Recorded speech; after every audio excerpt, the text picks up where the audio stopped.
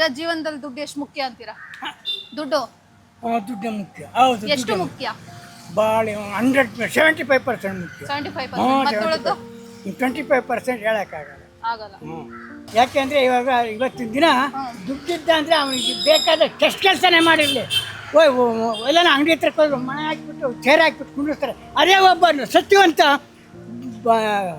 ಹಳೆವು ಬಟ್ಟೆ ಹಾಕ್ಕೊಂಡು ಹೋದ್ರೆ ಯಾರನ್ನ ಅಲ್ಲಿ ನಿಲ್ತು ಏನೂ ಮಾಡೋಕ್ಕಾಗಲ್ಲ. ದುಡ್ಡಿದ್ದವನೇ ದೊಡ್ಡಪ್ಪ. ಅವನೇನ ಅಂತ ಕೆಲಸ ಮಾಡಿದ್ವಿ, ಏನೇನ ಮಾಡಿದ್ವಿ. ಅಲ್ಲಿ ಆಫೀಸರ್ ಹೋಗಿ ದುಡ್ಡು ಟಿಪ್ ಟಾಪಾಗಿ ಬನ್ನಿ ಸರ್, ನಮಸ್ಕಾರ ಬನ್ನಿ. ಅದೇ ಒಬ್ಬ ಸತ್ಯವಂತ ನಿತ್ಯ ಭಾಳನು ಗೊತ್ತಾಯ್ತಾ, ಸ್ವಲ್ಪ ಬಡವ ಹಳೆ ಬಟ್ಟೆ ಹಾಕ್ಕೊಂಡು ಹೋದ್ರೆ ಅಲ್ಲೇ ನೀನು ಅಲ್ಲೇ ಚೇರ್ ಬೇಕಿಲ್ವ ಹಾಕಲ್ಲ, ಕೂತ್ಕೊಂಡು ಹೋಗ್ಬಲ್ಲ, ನಿಂತ್ಕ ಏನು ಬಂದಿದ್ದು ಹೋಗು. ಇದ್ರಿ ಇದೇ ಪ್ರಪಂಚ. ಪ್ರಪಂಚ ಏನು ಮಾಡೋಕ್ಕಾಗ್ತದೆ. ಈಗ ನೀವು ನೆಕ್ಸ್ಟ್ ನೀವು CM ಆದ್ರೆ ಏನು ಮಾಡ್ತೀರಾ? ನೀವೇ CM. ನಾನು ಹೇಳೋಕ್ಕಾಗಲ್ಲಮ್ಮ.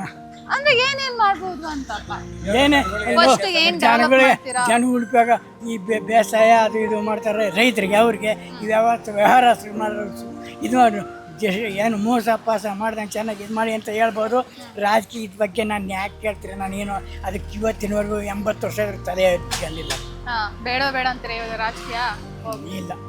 ಈಗ ಮಕ್ಕಳು ಜೀವನದಲ್ಲಿ ತಂದೆ ತಾಯಿ ಎಷ್ಟು ಮುಖ್ಯ? ಬಹಳ ಮುಖ್ಯ. ರೆಸ್ಪೆಕ್ಟೇ ಕೊಡಲ್ವಲ್ಲ. ಮೊದಲನೇ ಗುರುನೇ ತಾಯಿ ಮಕ್ಕಳಿಗೆ, ಈಗ ತಾನೆ. ಹೌದು. ಮತ್ತೀಗ ಅವ್ರು ಕಳ್ಸಿಕೊಟ್ಟಿದ್ದು ಈ ಕಡೆ ಸ್ಕೂಲಿಗೆ ಬಂದಾಗ ಗುರು ಹೇಳ್ಕೊಟ್ಟು. ಬಟ್ ಇವಾಗೆಲ್ಲ ಅನಾಥಾಶ್ರಮಕ್ಕೆಲ್ಲ ಬಿಡ್ತಾರಲ್ಲ, ತಂದೆ ತಾಯಿನೆಲ್ಲ ಅನಾಥಾಶ್ರಮಕ್ಕೆ ಬಿಡ್ತಾರಲ್ಲ, ಅದಕ್ಕೆ ಏನು ತಪ್ಪು.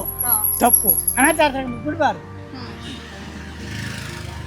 ಮನೆಯಲ್ಲಿ ಇರುವ ಅವನಿಗೆ ಸ್ವಲ್ಪ ಬುದ್ಧಿ ಬರೋವರೆಗೂ ಮನೆಗೆ ಇವರೇ ತಂದೆ ತಾಯಿನ ಗುರು. ಒಳ್ಳೆ ಇದು ಮಾಡಪ್ಪ, ಪ್ರಪಂಚದಲ್ಲಿ ಕೆಟ್ಟದ್ದು ಅದು ಒಳ್ಳೆ ಮಾತಲ್ಲಿ ಇವೆಲ್ಲ ಒಳ್ಳೇದು ಮಾಡಬೇಕು ಅಷ್ಟೇ ವಿನ ಆ ಥರ ತಪ್ಪು. ಯಾಕೆಂದರೆ ಅನಾಥಾಶ್ರಮಕ್ಕೆ ಬಿಟ್ಬಿಟ್ರೆ ಅವ್ರೇನು ಎಷ್ಟು ಜನ ಇರ್ತಾರೆ, ಎಲ್ಲರಿಗೂ ಹೇಳೋಕ್ಕಾದ್ರೆ ಬುದ್ಧಿ ಸಾಧ್ಯವಿಲ್ಲ. ಜನರಲ್ ಆಗಿ ಹೇಳ್ತಾರೆ, ಯಾವನ ಕತ್ಕೊಳ್ಳೋದು. ಜೀವನದಲ್ಲಿ ಖುಷಿಯಾಗಿರ್ಬೇಕಂದ್ರೆ ಏನು ಮಾಡಬೇಕು? ಲೈಫಲ್ಲಿ ಖುಷಿಯಾಗಿರ್ಬೇಕಂದ್ರೆ ಏನು ಮಾಡಬೇಕು? ಒಳ್ಳೆ ಕೆಲಸಗಳು ಮಾಡಬೇಕು. ಒಬ್ರಿಗೆ ಅನ್ಯಾಯ ಮಾಡ್ಬಾರ್ದು, ಇನ್ನೊಬ್ರು ಒಡವೆ ತಗೊಂಡ್ಬರ್ಬಾರ್ದು.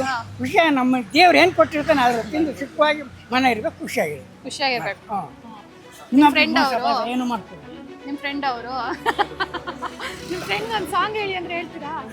ಸಾಂಗ್ ಹೇಳಿ ಅಂದ್ರೆ ನಿಮ್ಮ ಫ್ರೆಂಡ್ ಒಂದು ಹಾಡು ಹೇಳಿದ್ರೆ. ಇಲ್ಲ ಅದ ಬರಲ್ಲಮ್ಮ. ಇಲ್ಲ ಇಲ್ಲ, ನನಗೆ ವ್ಯವಹಾರನೇ ಇಲ್ಲಪ್ಪ. ಇನ್ನದ್ದು ಹೇಳ್ಬಾರ್ದು.